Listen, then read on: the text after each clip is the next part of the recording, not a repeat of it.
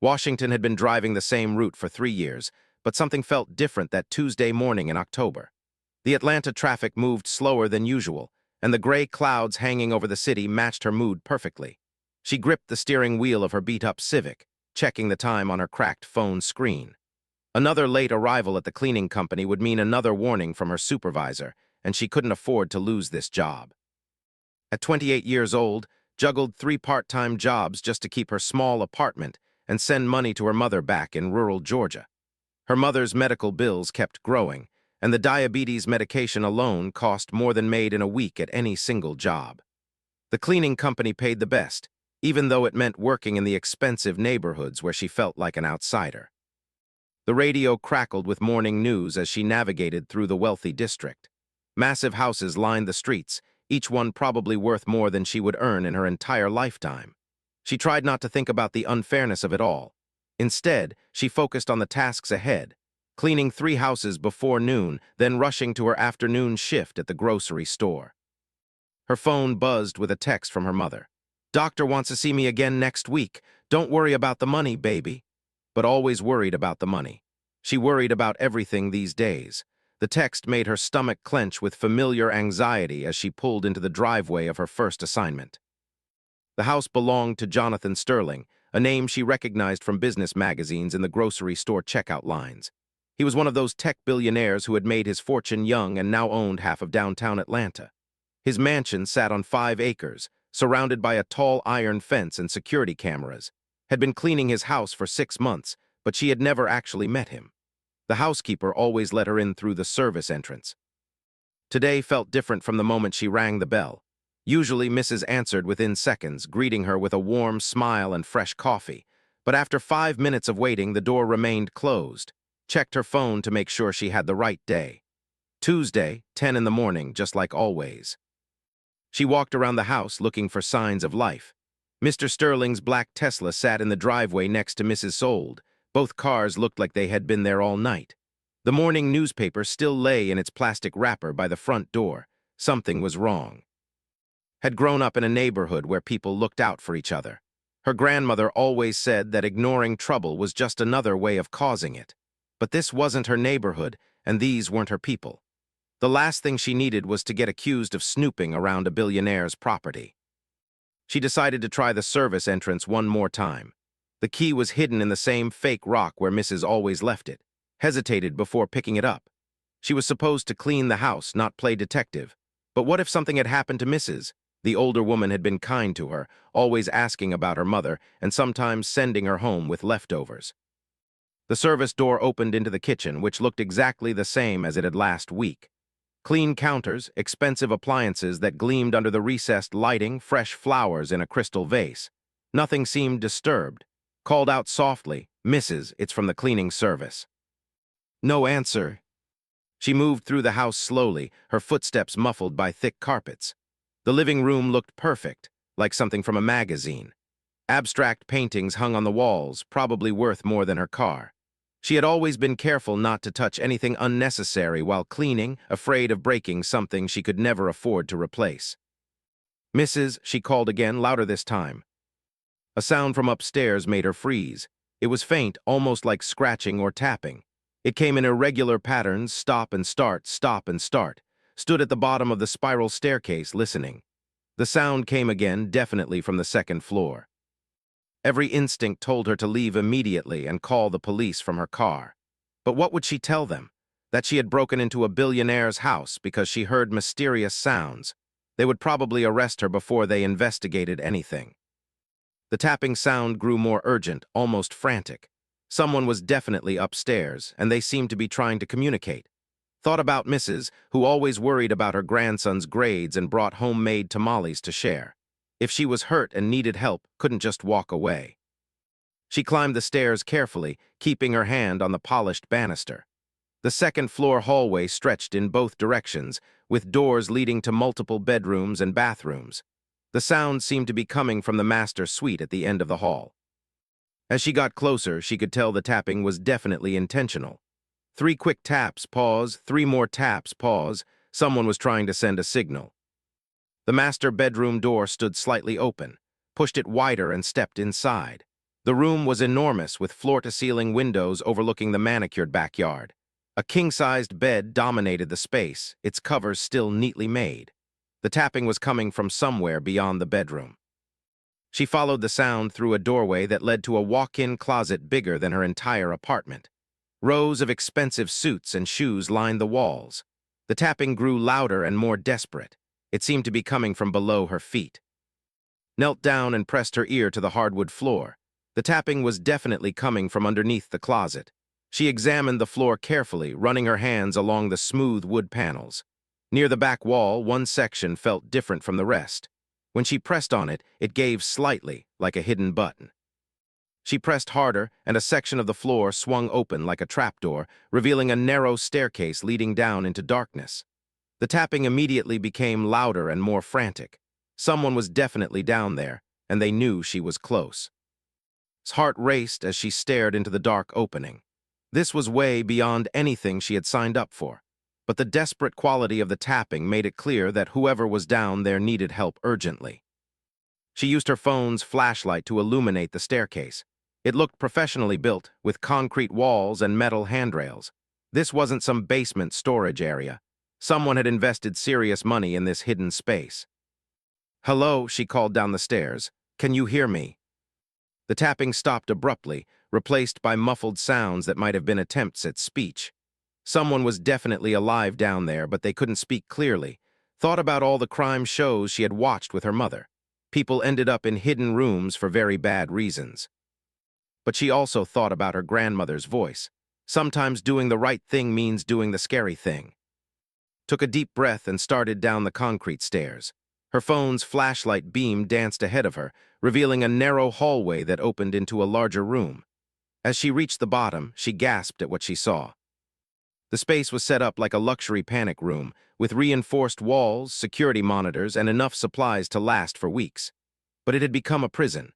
A man sat tied to a chair in the center of the room, his mouth covered with duct tape, his eyes wide with a mixture of hope and terror. Even with his face partially covered and his hair disheveled, recognized him from the business magazines. Jonathan Sterling, the billionaire tech mogul, was bound and helpless in his own hidden safe room. His expensive suit was wrinkled and dirty. His hands were tied behind the chair with zip ties that had cut into his wrists. When he saw her, he made urgent sounds behind the tape, his eyes pleading for help. Approached carefully, still trying to process what she was seeing. "Mr. Sterling, I'm from the cleaning service. I'm going to help you, but I need you to stay calm." She reached for the duct tape covering his mouth, then hesitated. On television, kidnappers always told their victims that screaming would make things worse. What if this was some kind of trap? What if removing the tape triggered an alarm that would bring dangerous people running?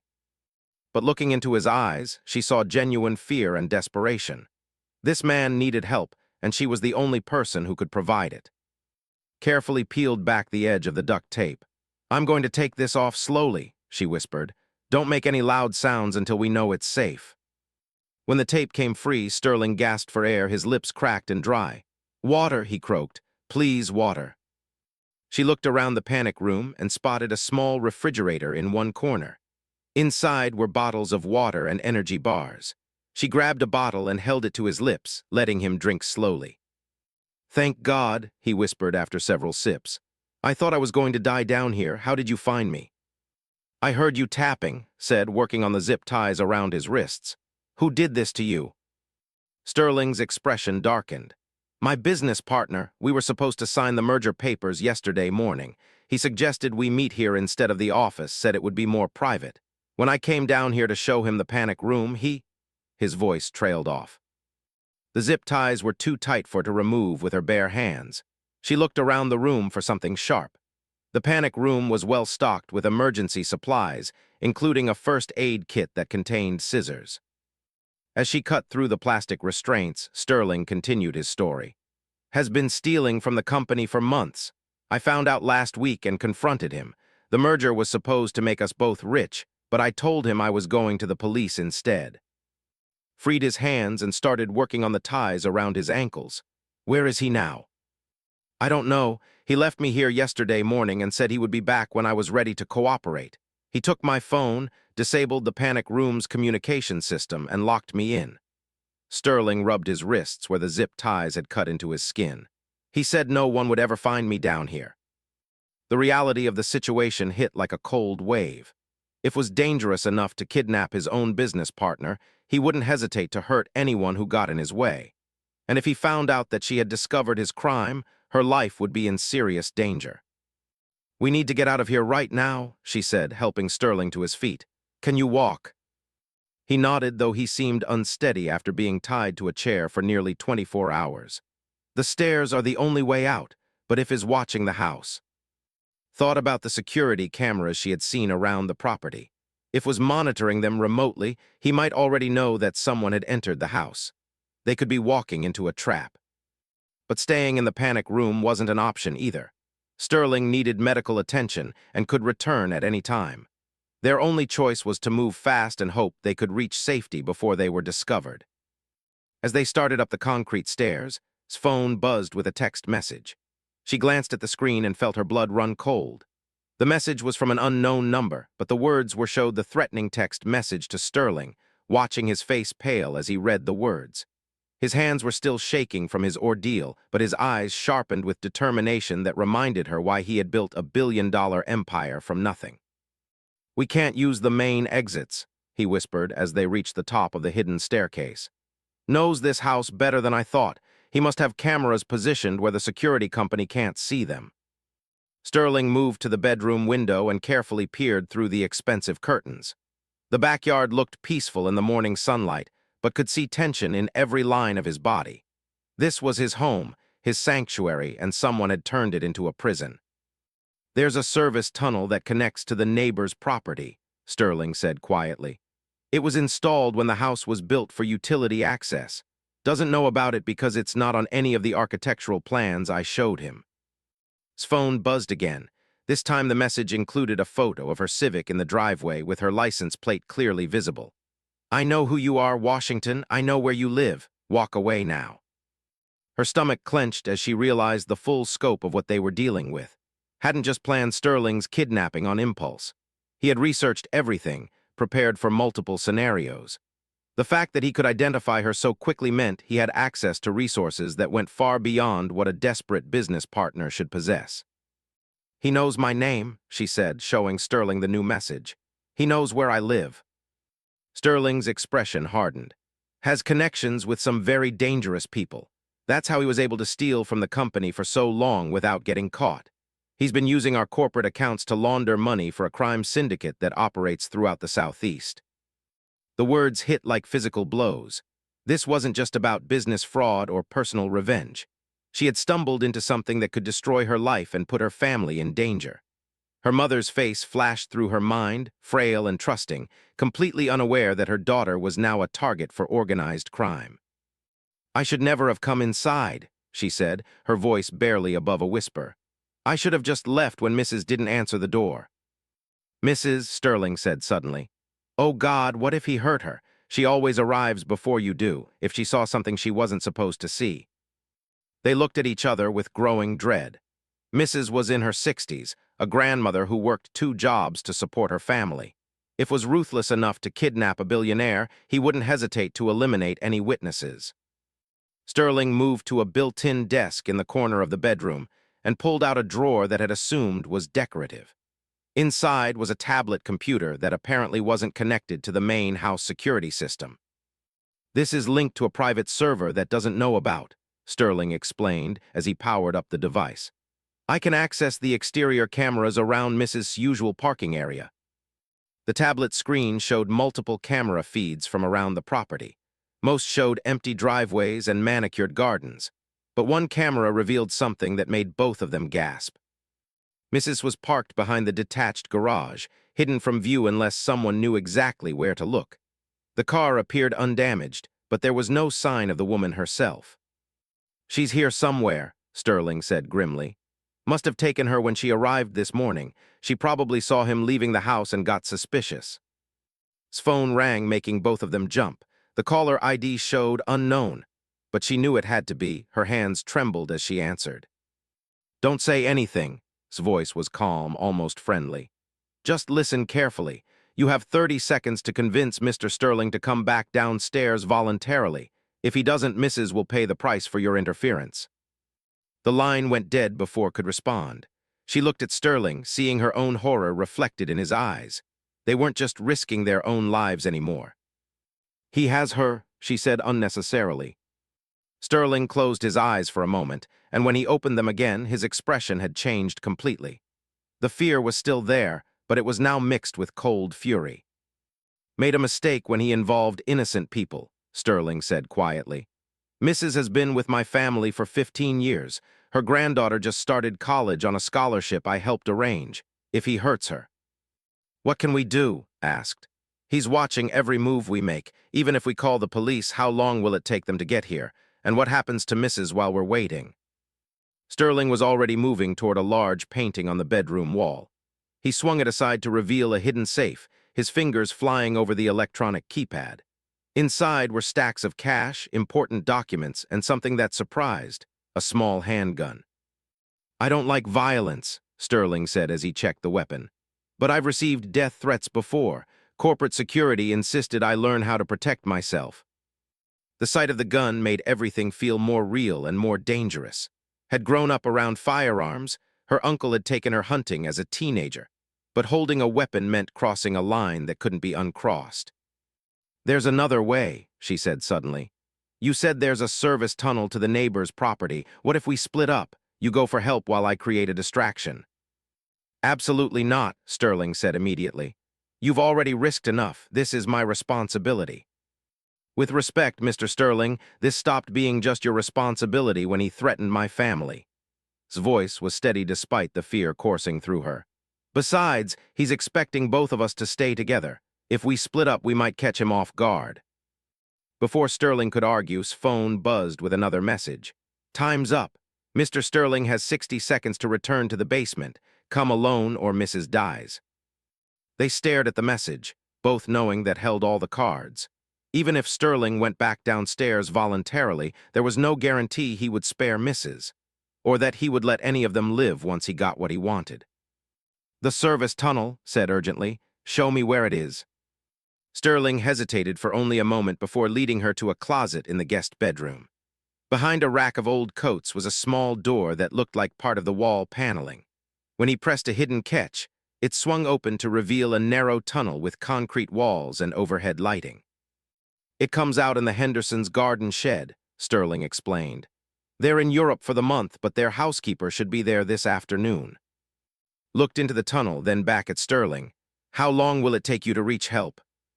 10 minutes to get through the tunnel, maybe 5 more to reach someone who can call for backup." He grabbed her shoulders gently. "But I'm not leaving you here alone." "You're not leaving me alone," said with more confidence than she felt.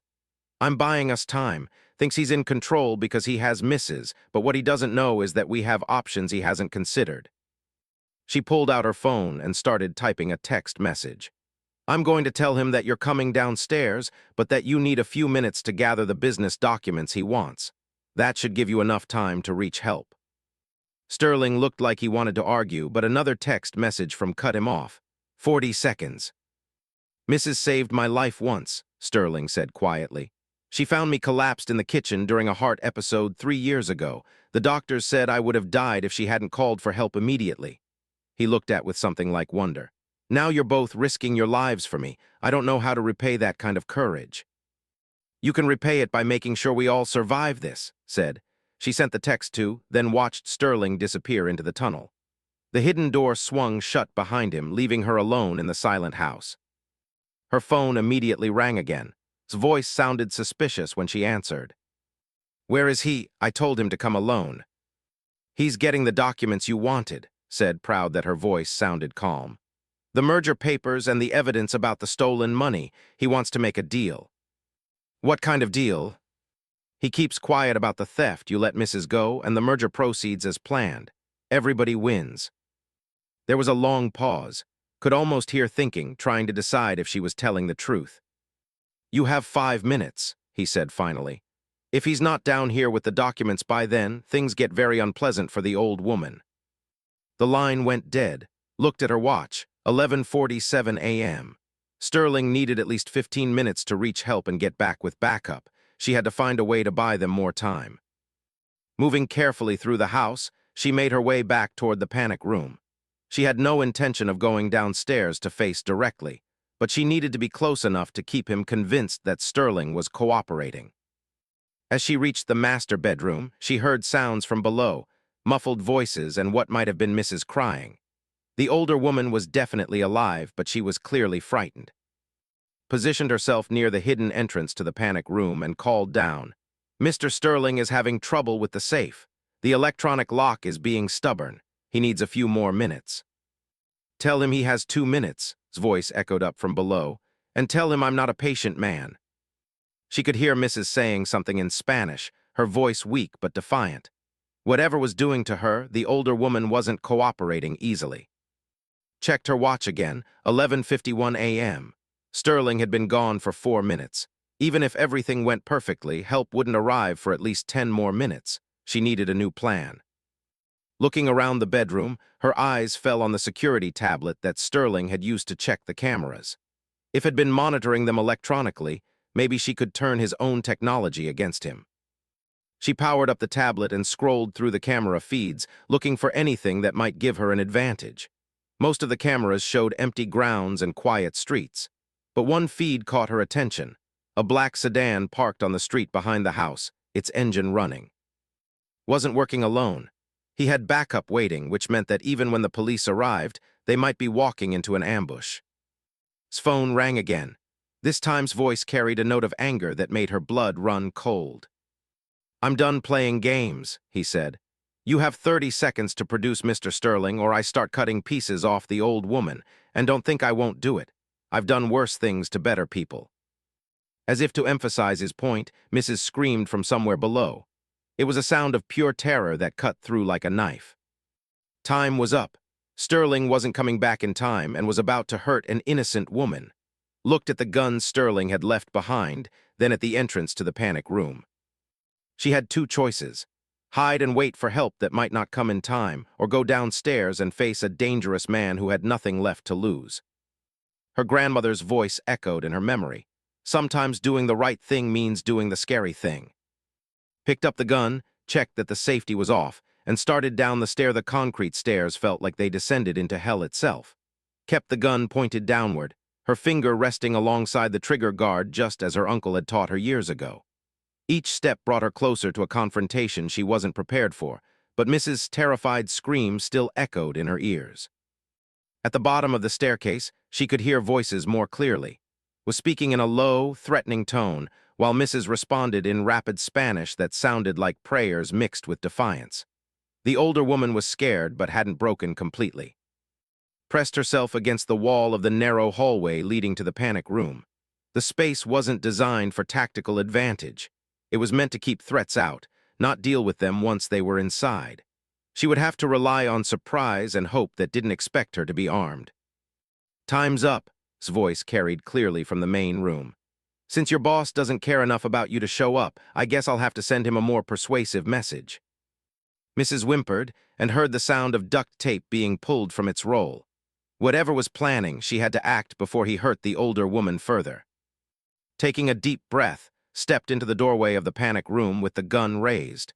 The scene before her was even worse than she had imagined. Was a tall, thin man in an expensive suit that had become wrinkled during his criminal activities. He stood behind Mrs., who was tied to the same chair where Sterling had been imprisoned. Her face was bruised, and there were tears streaming down her cheeks, but her eyes blazed with anger that reminded of her own grandmother's stubbornness. Held a knife to Mrs.'s throat, the blade pressed just close enough to leave a thin red line on her skin. When he saw in the doorway, his expression shifted from confident control to shocked surprise. "Well, this is interesting," he said after a moment, though could see tension in his shoulders. "The cleaning lady has decided to play hero. Do you even know how to use that thing?" "Step away from her," said, keeping her voice as steady as possible. "Nobody else needs to get hurt." Laughed, but it sounded forced. "Nobody needs to get hurt? I'm afraid we're well past that point. Your boyfriend Sterling cost me everything when he started investigating my business activities. Now I'm going to cost him everything he cares about." "He's not my boyfriend," said. I'm just the cleaning lady, remember? I don't care about his business problems. I just want Mrs. to go home safely to her family.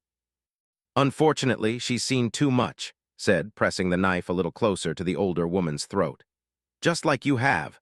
Just like your precious Mr. Sterling has. The only way this ends now is with all of you disappearing permanently. Mrs. spoke for the first time since had entered the room. She said in a voice hoarse from crying, "Don't let him hurt you because of me. I've lived a good life. My are safe. That's what matters." The words hit harder than any threat could have made. This woman was prepared to die to protect someone she barely knew, just as had risked her own life to save Sterling. It was the kind of courage that her grandmother had always said separated good people from everyone else. "Nobody's dying today," said firmly. "Not you, not me, not Mr. Sterling. This ends here." His grip on the knife shifted slightly and saw her opportunity. He was a businessman, not a professional killer. He might be desperate enough to hurt innocent people, but he wasn't comfortable with violence. That discomfort could be his weakness. "You made a smart choice getting involved with organized crime," said, taking a small step forward. "I'm sure those people are very understanding when their business partners get arrested for kidnapping billionaires."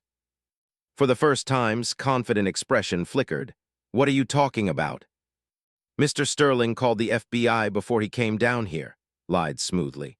"He told them everything about your money laundering operation. Right now, federal agents are probably freezing your bank accounts and preparing arrest warrants for your crime syndicate contacts." It wasn't true, but didn't know that. She could see him thinking, calculating, wondering if his criminal partners would blame him for bringing federal attention to their operations. "You're lying," he said, but uncertainty crept into his voice. "Am I? How do you think a cleaning lady knew about your connection to organized crime? Mr. Sterling briefed me on everything before he came down here. He wanted a witness in case something happened to him." His hand trembled slightly, and the knife moved away from Mrs. throat by a fraction of an inch. It wasn't much, but it was enough to give hope that she might be able to end this without anyone dying. "Even if that's true," said, "it doesn't change anything. I can't let any of you leave here alive. Too many people are counting on me to clean up this mess." "Those same people who will kill you if they think you've brought federal attention to their operation?" asked. "You're not cleaning up a mess, mister. You're making it worse." She took another small step forward. The gun felt heavy in her hands, but she kept it pointed steadily at its chest. She had never shot another human being, and she prayed she wouldn't have to start today. "There's still a way out of this," she continued. "Let Mrs. go, and we can all walk away.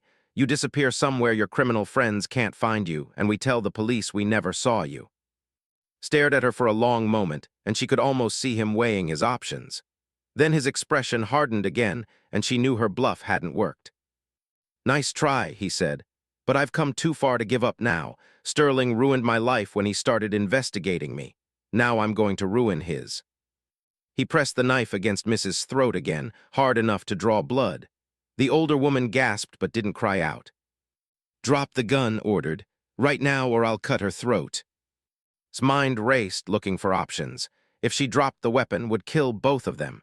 If she didn't, he would kill Mrs. immediately. Either way, the older woman would die unless could find a third option. That's when she remembered something Sterling had mentioned about the panic room. It was designed to be completely secure, which meant it had multiple layers of protection, including, if she remembered correctly, a backup communication system that might not have been able to disable completely. While keeping the gun trained on, glanced quickly around the room.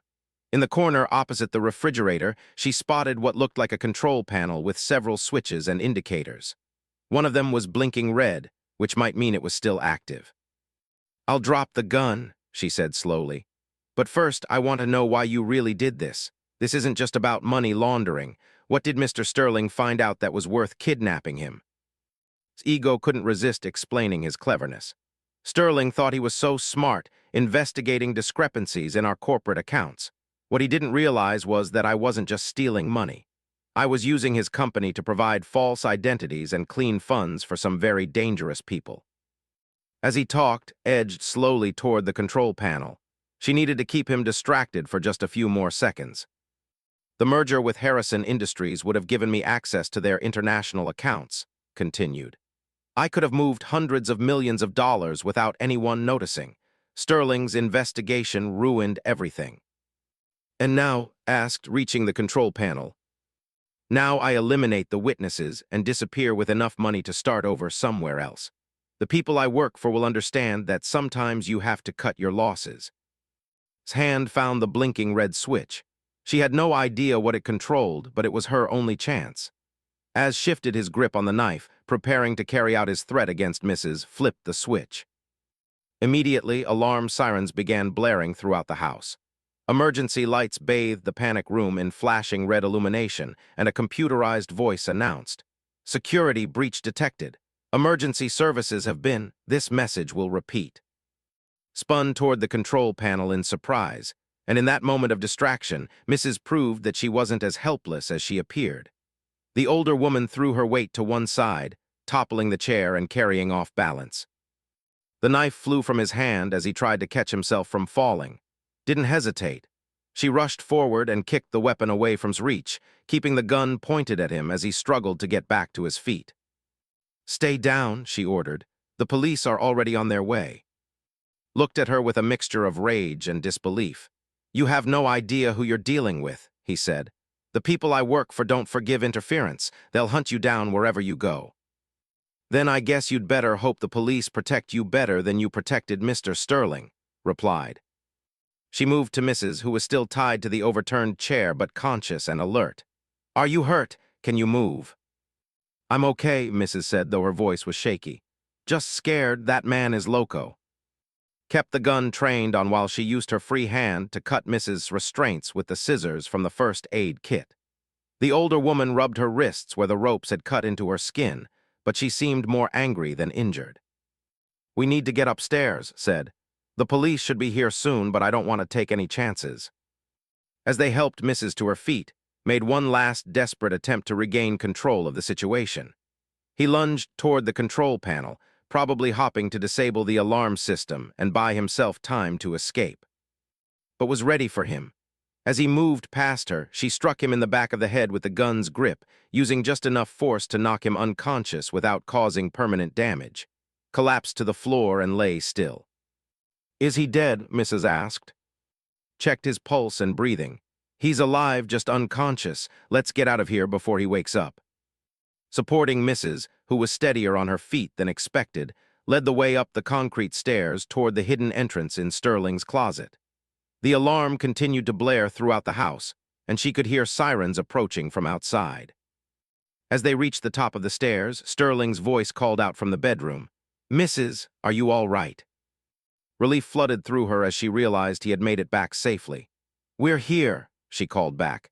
"Is unconscious downstairs, but he needs medical attention." Sterling appeared at the closet entrance, followed by two police officers in tactical gear. His face was pale with worry, but when he saw both women alive and relatively unharmed, his expression transformed into something like wonder. "The FBI is securing the property," he said. "Criminal associates were arrested in coordinated raids across 3 states. It's over." Mrs. squeezed his hand tightly. "Gracias," she said softly. "You saved my life." But as looked at the 2 people she had helped rescue, she realized that they had the next few hours passed in a blur of police interviews, FBI agents and paramedics checking everyone for injuries. Found herself sitting in Sterling's living room, still trying to process everything that had happened. Just 12 hours earlier, her biggest worry had been arriving late to clean houses. Now she was a key witness in a federal investigation involving organized crime and corporate fraud. Detective Sarah Martinez, a sharp-eyed woman in her 40s, sat across from with a digital recorder and a notepad filled with careful handwriting. They had been going over the details of the morning's events for the 3rd time, and his head was beginning to ache from the stress and adrenaline. "Let me make sure I understand the timeline correctly," Detective Martinez said. "You arrived at the Sterling residence at approximately 10 a.m. for your regular cleaning appointment. When the housekeeper didn't answer the door, you used the hidden key to enter through the service entrance." Nodded. "Mrs. always left the key in the same place. I thought maybe she was sick or had car trouble. I never imagined." "You followed the sound of tapping to the hidden panic room, where you found Mr. Sterling bound and gagged. At that point, you received the first threatening text message from." "That's right. He knew my name, my car, everything. It was terrifying." Detective Martinez made another note. Mr. Sterling has confirmed that had access to his personal security files, which would have included background checks on all service personnel. That's how he was able to identify you so quickly. Through the living room windows, could see crime scene technicians processing black sedan. The man himself had been taken to the hospital under police guard, suffering from a concussion, but expected to make a full recovery. She tried not to think about what he might have done to Mrs. if she hadn't arrived when she did. The FBI wants to speak with you about criminal associates, Detective Martinez continued. Your testimony could be crucial in their prosecution, but I have to be honest with you, these are dangerous people. Testifying against them could put you at risk. Had been dreading this conversation. She understood the importance of seeing justice done, but she also had her mother to think about. If organized crime figures decided she was a threat, her family could become targets. What kind of protection can you offer? She asked. The Federal Witness Protection Program is available in extreme cases, the detective said. But that would mean relocating, changing your identity, cutting ties with your current life. It's not a decision to make lightly. Before could respond, Sterling appeared in the doorway. He had changed into fresh clothes and looked more like the successful businessman she had seen in magazine photos, but his eyes still carried the shadow of his ordeal. Detective Martinez, could I speak with Ms. Washington privately for a few minutes? The detective nodded and gathered her materials. I'll need to finish the interview later, but we've covered the most important details. Take your time. When they were alone, Sterling sat down across from his expression serious but warm. I owe you my life, he said simply, and Mrs. Life, I don't know how to begin to thank you. You don't need to thank me, said. Anyone would have done the same thing. Sterling shook his head. No, they wouldn't have. Most people would have run the moment they received that first threatening message. You stayed and risked everything to save two people you barely knew. He leaned forward, his voice becoming more intense. I heard what Detective Martinez said about witness protection. I want you to know that whatever you decide about testifying, I'm going to make sure you and your family are safe. I have resources that go beyond what the police can offer. Studied his face, looking for any sign that this was just guilt talking or some wealthy person's impulse to solve problems with money. But what she saw was genuine gratitude and determination. What are you saying? I'm saying that if you're willing to testify and help put these criminals away, I'll personally guarantee your safety and your family's safety. I'll hire the best private security money can buy. I'll relocate your mother to the finest medical facility in the country if necessary, whatever it takes. The offer was overwhelming. Thought about her mother's medical bills, the constant stress of working multiple jobs, the fear that had dominated her life for as long as she could remember. Sterling was offering her a way out of all of that. But there was something else to consider. What about Mrs.? They threatened her too. She's already agreed to testify. Her granddaughter called me an hour ago to say that the whole family is proud of what she did today. They want to see and his associates punished for what they put her through. A commotion outside the window caught their attention. A news van was pulling into the driveway, followed by two more vehicles with television station logos. Within minutes, reporters were setting up cameras on the front lawn. I was hoping we could keep this quiet for a while longer, Sterling said with a grimace. But news travels fast when it involves federal arrests and organized crime. Felt a new wave of anxiety wash over her. She had never wanted to be in the public eye, and the idea of reporters asking questions about her personal life made her uncomfortable. They can't use my name without permission, can they?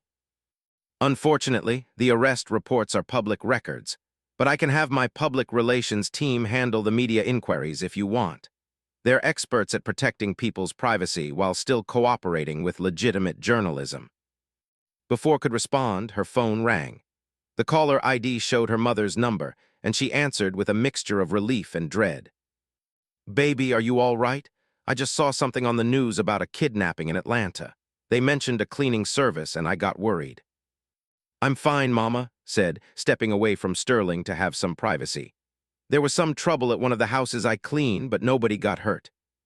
What kind of trouble? You sound shaken up. Looked back at Sterling, who was pretending not to listen while obviously hanging on every word. How could she explain to her mother that she had saved a billionaire's life? and was now being offered protection and financial security beyond anything they had ever imagined. "It's complicated, Mama. Can I call you back tonight when things settle down? I promise I'll explain everything." "You'd better, young lady. And if someone's been giving you trouble, you know your uncle still has friends who can handle problems." Despite everything, found herself smiling. Her mother's fierce protectiveness was exactly what she needed to hear right now. After she hung up, Sterling approached her again. "Family is the most important thing," he said quietly. "Whatever we decide to do about the legal proceedings, I want you to know that your mother's medical care is taken care of. I've already spoken with my personal physician about arranging the best possible treatment for her diabetes." Stared at him in shock. "You can't just, we haven't even discussed." "This isn't charity," Sterling said firmly. "This is me taking care of the people who took care of me. Mrs. saved my life 3 years ago when I had a heart attack. Today, you saved my life when I was kidnapped. That creates a bond that goes beyond employment or business relationships."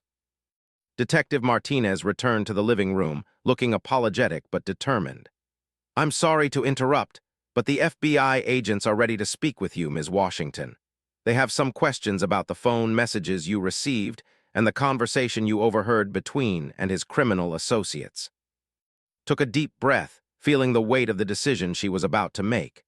Testifying would mean facing dangerous people in court, reliving the terror of this morning, and possibly changing her life forever. But it would also mean that, and his associates would face justice for their crimes.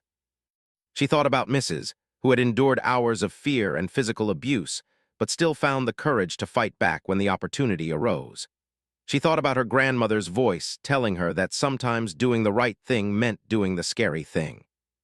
"I'll testify," she said, surprised by how steady her voice sounded. "But I want to make sure Mrs. and my family are protected." Sterling nodded immediately. "Done. I'll have security teams assigned to your mother and Mrs.'s family within the hour." Detective Martinez made a note and smiled approvingly. "The FBI will be very pleased.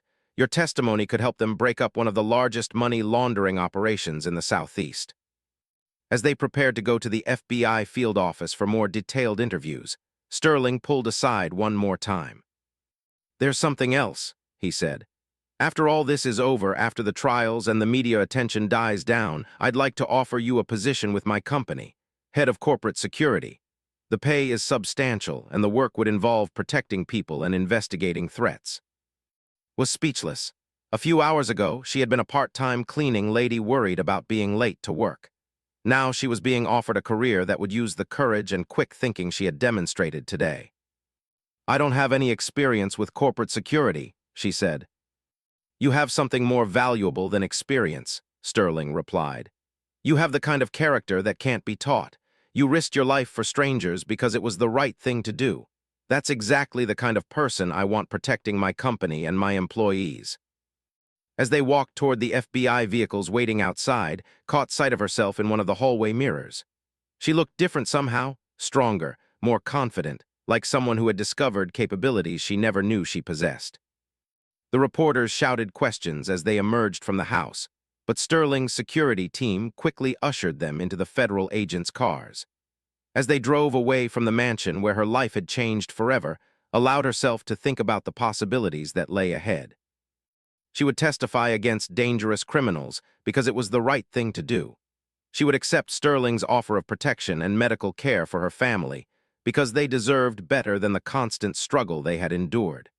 And she would consider his job offer because maybe, just maybe, she had found her calling in the most unexpected way possible. 6 months later, stood in the witness box of the federal courthouse in Atlanta, wearing a navy blue suit that Sterling had insisted on buying for her court appearances. The courtroom was packed with reporters, FBI agents, and family members of other victims who had been hurt by criminal organization. Across the room, sat at the defense table, looking nothing like the confident businessman who had held a knife to Mrs.'s throat. His expensive suits had been replaced by an orange prison jumpsuit, and his face showed the strain of months in federal custody. His criminal associates had been tried separately and convicted on various charges ranging from money laundering to racketeering. "Ms. Washington," the federal prosecutor said, approaching the witness stand, Can you describe for the jury what you heard when made his phone calls on the morning of October 15th? Had twice before during the trials of his associates, but this was the most important testimony. Was the key figure in the criminal conspiracy, and her eyewitness account of his confession in the panic room was crucial to proving his guilt. He said that he wasn't just stealing money from Sterling Industries, said clearly.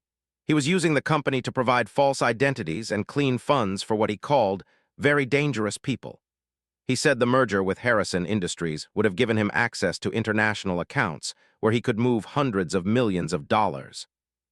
The prosecutor nodded encouragingly. Did Mr. say anything about his future plans? He said he planned to eliminate the witnesses, Mr. Sterling, Mrs. and me, and disappear with enough money to start over somewhere else. He said the people he worked for would understand that sometimes you have to cut your losses. His defense attorney objected to the testimony as hearsay, but the judge overruled him. This was the same argument they had made in each of the previous trials, and it had failed every time. In the gallery behind the prosecution table, could see Sterling and Mrs. sitting together. The older woman had fully recovered from her ordeal and had become something of a local celebrity after news of her defiant resistance to spread through the Hispanic community. Sterling looked proud and relieved as testimony proceeded. Ms. Washington, the prosecutor continued, what happened when you activated the emergency alarm system in the panic room? Mr. was distracted by the noise and lights. That's when Mrs. knocked over her chair and caused him to lose his grip on the knife. I was able to disarm him and keep him subdued until the police arrived. The defense attorney cross-examined her for nearly an hour, trying to poke holes in her story or suggest that she had misunderstood what she heard in the panic room, but had been through this process before, and Sterling's legal team had prepared her well for the aggressive questioning. Isn't it true, Ms. Washington, that you stand to benefit financially from Mr. Sterling's gratitude? The defense attorney asked. Haven't you been promised a high-paying job and expensive medical care for your family? Mr. Sterling offered me a job based on my performance that day, replied calmly. But I would have truthfully regardless of any personal benefits. I saw what Mr. did and I heard what he said. That's what matters in this courtroom. When her testimony was finished, felt a weight lift from her shoulders. The trials had dominated her life for months, requiring her to relive the terror and danger over and over again. Now, finally, the legal process was almost complete. Outside the courthouse, Sterling waited for her with his usual entourage of security guards and legal advisors. But he broke away from the group to greet her personally. Outstanding job in there, he said. The prosecutor told me your testimony was the strongest piece of evidence they have. Conviction is practically guaranteed now. Nodded, feeling more relieved than triumphant. I just want this to be over. I want to get back to normal life. About that, Sterling said with a slight smile. Have you given any more thought to my job offer? The head of security position is still open, and after watching you handle yourself in court, I'm more convinced than ever that you're the right person for the job. Over the past 6 months, his life had changed dramatically. Sterling had kept his promise about her mother's medical care, arranging for treatment at University Hospital that had stabilized her diabetes and improved her quality of life immeasurably. He had also provided security protection that allowed to sleep peacefully for the first time in months. But the job offer was different. It represented a complete change in her life's direction. From the working-class struggle she had always known to a professional career with responsibilities and opportunities she had never imagined. I've been thinking about it, she said, but I'm not sure I'm qualified for that kind of position. Sterling laughed. You talked an armed criminal into revealing his entire conspiracy, then disarmed him and held him for arrest. You've against organized crime figures without being intimidated. You've shown judgment under pressure that most security professionals never develop. What more qualification do you need? Mrs. approached them, walking slowly but steadily with the help of a decorative cane that her granddaughter had given her. She had been receiving physical therapy for the injuries she sustained during her captivity, and the doctors said she would make a full recovery. She said I heard what Mr. Sterling said about the job. You should take it. You have a gift for protecting people. I don't know about that, said. I just did what anyone would do in that situation. No, Mrs. said firmly. Most people would have run away when they got that first threatening message. You stayed because you knew I was in danger. That's not what anyone would do. That's what special people do." Sterling's phone buzzed with a message from one of his attorneys inside the courthouse. "The jury is back," he said. "They reached a verdict." They returned to the courtroom, joining the crowd of spectators, law enforcement officials, and media representatives who had gathered for the conclusion of the trial. Sat rigidly at the defense table as the jury foreman stood to read the verdict. On the charge of conspiracy to commit money laundering, we find the defendant guilty. On the charge of kidnapping in the first degree, we find the defendant guilty. On the charge of conspiracy to commit murder, we find the defendant guilty. The foreman continued through a list of charges that would likely keep in federal prison for the rest of his life. In the gallery, families of other victims wept with relief. Several FBI agents shook hands, celebrating the successful conclusion of a multi-year investigation. Showed no emotion as the verdicts were read, but his shoulders sagged slightly with each guilty pronouncement. When it was over, he was led away in shackles while his defense attorney promised to file an appeal that everyone knew would fail. Outside the courthouse, reporters crowded around Sterling and shouting questions about the trial and the criminal conspiracy. Sterling's public relations team had prepared statements, but the billionaire ignored their advice and spoke from the heart. "Thought he could destroy people's lives for his own profit," Sterling said into the microphone cluster. "But he underestimated the courage of ordinary people like Washington and Mrs. Their bravery not only saved my life, but helped law enforcement break up a criminal organization that was harming communities throughout the Southeast." A reporter called out, "Ms. Washington, what's next for you? Will you be returning to your cleaning job?" Looked at Sterling, then at Mrs., who nodded encouragingly. She thought about her grandmother's words about doing scary things, and about how much her life had changed since that October morning when she followed the sound of desperate tapping. "I've been offered a position as head of corporate security at Sterling Industries," she said. "I'm going to take it." The announcement created a buzz among the reporters, but felt only certainty. She had discovered something about herself during the crisis 6 months ago, something that had been confirmed through months of dealing with lawyers, federal agents, and dangerous criminals. She was good at protecting people. She was good at staying calm under pressure. She was good at seeing through deception and making quick decisions. These weren't skills she had learned in school or training programs. They were qualities that had emerged when she was tested by extraordinary circumstances. Later that evening, sat in her mother's hospital room watching the older woman sleep peacefully for the first time in months. The diabetes treatment had eliminated the constant pain and fatigue that had plagued her for years, and the doctors were optimistic about her long-term prognosis. Her phone rang softly, and she saw Sterling's number on the caller ID. "I wanted to make sure you were serious about accepting the security position," he said when she answered. "It's a big commitment, and I want you to be completely comfortable with the decision." "I'm serious," said, "but I have some conditions." Sterling chuckled. "Name them." "First, Mrs. gets a full security consultation for her home and family. Those criminals had associates who might still hold grudges." "Already arranged. What else?" "Second, I want to start a scholarship program for students from working-class families who want to study criminal justice or security management.